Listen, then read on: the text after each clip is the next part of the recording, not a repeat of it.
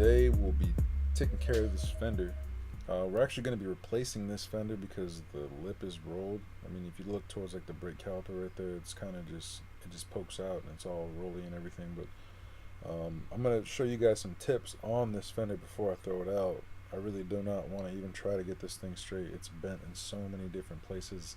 The whole entire fender would be covered in Bondo if, you know, I kept this. And not that that's the worst thing in the world. It's just, I don't know. I'm gonna know, if that makes any sense. Like, I'm gonna know that the whole entire thing is made out of Bondo. I'm gonna know that it's not the same, perfectly the same as the other side. So what I'm gonna actually do is buy another fender that has a little bit smaller of a dent, so that I can still show you guys. The first thing that we're gonna need is some body hammers. You could just go into Harbor Freight, grab a set for like 30 bucks with a coupon. I would go this route if you're not planning on like making this your forever profession. You know, if you're just kind of like a weekend warrior, you know, like this will get you by. Um, and yeah, what you're basically going to do first is take off the panel and put your dolly behind it. You're going to hit the surface of the fender and you're going to try to strike the dolly, and you're basically going to flatten it out as you see here. This is after I have, you know, dollied everything out. Um, a really good way to check your work is to grind down to bare metal and see what kind of low spots you have. All of these spots where there's still some paint, where all of these things are, even the hits, even some of my hits were a little bit too hard. I was kind of like learning myself, but you'll get used to it as you go, as you do it. You do not want to hit too hard. You will warp the metal. You will create these, these marks, and it's not like that's the worst thing in the world. You just don't want to stretch the metal because the metal will actually lose its resilience and it'll actually tin can on you like a Coca-Cola can. And but basically, you know, we're going to be filling over all of these low spots with some body filler, and body filler really isn't scary, man. You just mix it up. You put some hardener and some filler together, and you just don't do this. As you see me right now, it's already set up on me, which basically just means that it's already hard. Like I'm trying to smooth something on here, and this will happen to you as you're learning your curve. And this is what you don't want it to look like. There's a bunch of high spots there. There's not enough excess, but over here there's excess. Like, this is what you want. You want to be able to sand down a material. You don't want it to look like camouflage Bondo. The line right there is me trying to get that first plane, by the way, that you're about to learn about right now. But that's pretty much you know, what you got to do. I'm going to actually finish up this fender so that you can see that you actually can salvage it. It's just that it's a lot of work, and the look isn't even the same. Like, the fender line by the wheel is still going to be bent, as you see, and I'm going to notice that. You can see it barely, and it just gets me. So I'm just going to go with another fender from the junkyard. But yeah, you can do it. So just wanted you to know that.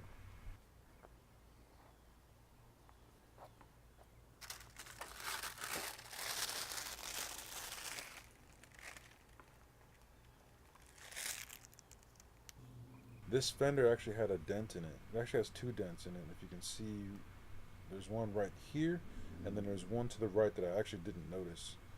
But there's the one that I did notice that I'm going to fix, and then there's one over to the right. You might be able to see it. I'm not sure. I mean, I actually discover it while I'm sanding and prepping the sheet metal and trying to, you know, bang out the dent with the body hammer. Because I'm going to do the same thing. I'm basically going to take the dolly, place it behind the fender, and then hammer out this dent. Or actually, you know, another way to do it is just to take any type of hammer. It doesn't really specifically have to be a body hammer to create a high spot, but you can go from the back and just hit the fender out and, you know, make that high spot happen, or just be very careful. All right, now what you want to do first, after you're done with your body work, after you're done with your hammering and dolling, and you're happy with it, you're going to sand down to an 80 grit surface so that the body filler will have something to hang on to And you're gonna mix up whatever ratio works for you. I have some Bondo here with some hardener. I'm only gonna use 2 dots, and that's good enough for me because it dries really fast. It dried in like 5 minutes. It's hard as a rock. What you're gonna do first is from the good part of the fender, as you can see right there where I placed my pencil first, I'm gonna come in to the bad part that I'm making, and I'm gonna create this line right here. And basically I'm going to create this line, and after I create it I'm going to protect it with tape, and I'm just going to go above and beyond to try and protect this line that I'm creating right here, because this is going to be the fender lip or the fender edge or the fender crease, whatever you want to call it. We're just going to try and make these planes perfectly smooth so that once this line gets erased, for instance, like right now it's going to get erased because I'm sanding it down right now. I'm just going to keep drawing it in so that when I do draw it in again, it'll be smooth and a straight line. Now, after we get this straight line, we're going to protect this thing with tape. We're going to do whatever it takes to get this perfect. Yeah, I'm using a stir stick as my block, and just realize that you need a block and you need to use both hands as you're about to watch Isaac use the block against the Bondo. So what he's doing right now, this is our second coat of Bondo. He's feather edging, or he's leveling the Bondo that's towards the edges. And what he's doing is he's looking at it and making sure that it's flat with his hand, and he's basically making it fade into the edge of the fender. And that's called feather edging. When it looks like a feather towards the end, it kind of like just fades in. And we're now on our third coat, and he's still feather edging, but as you see now, we've got a piece of tape, and we're protecting that line with our double pieces of tape right now. You basically go up against that line as close as possible, and you put another piece of tape there, and yeah, you lay some guide coat down. You basically do what you did before, and you sand the guide coat off. You feel with your hands, you feather edge everything, and once you've done that 3 times and everything's flat and that edge is nice and creasy, as soon as you pull that off, you're pretty much done, guys.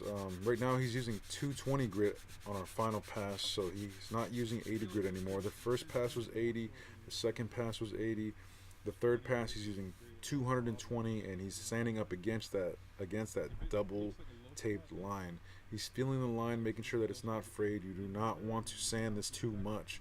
You want to be very, very careful with this line, because this is going to be our crease. And after you've done all of that, guys, after everything is said and done, you are officially done. 3 coats of Bondo is what it usually takes a professional to do. Some can get away with 2. But it really doesn't matter. Just keep adding Bondo until you're done, until it's perfectly flat, and hit that with some primer after the 220. And now we're going to wet sand with 400.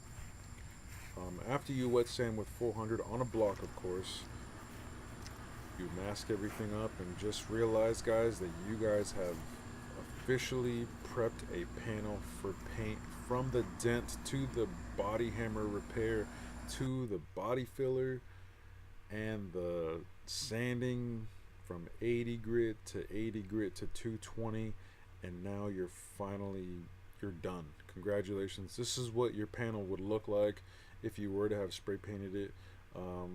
It probably won't look like this because my air compressor wasn't making any air.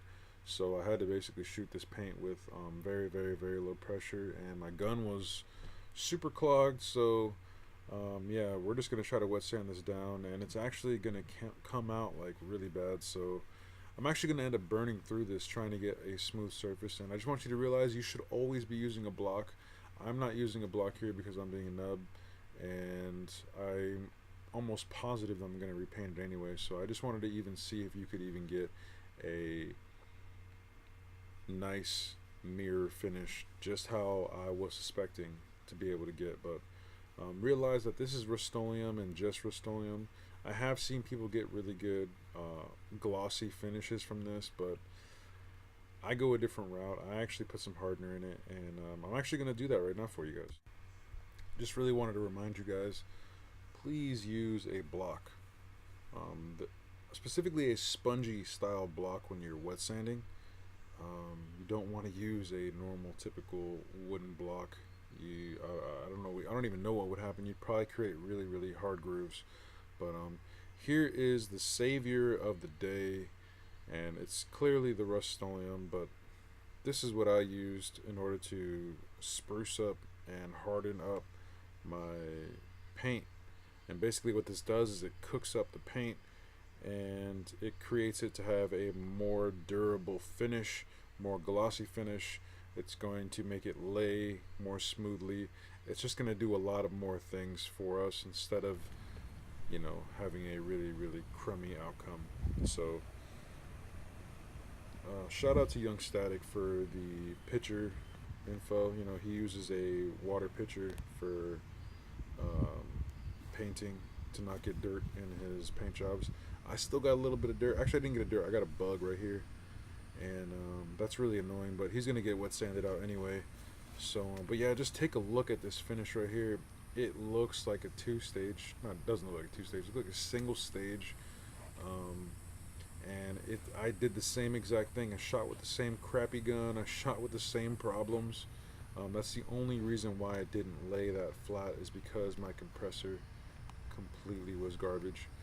And I'm using a 21-gallon Lowe's compressor by Cobalt, and yeah, it's for some reason just not able to handle spraying 40 psi through the gun. And yeah, it's a shame, because I know this would have laid a lot flatter and I wouldn't have had to do as much work to get the same results. But yeah, just realize that this is going to be basically what you get when you're done. This is not buffed at all, and I'm going to show you guys how to wet sand and buff in the next video, so I can give you guys full details on how to do this type of job by yourself at home with barely anything.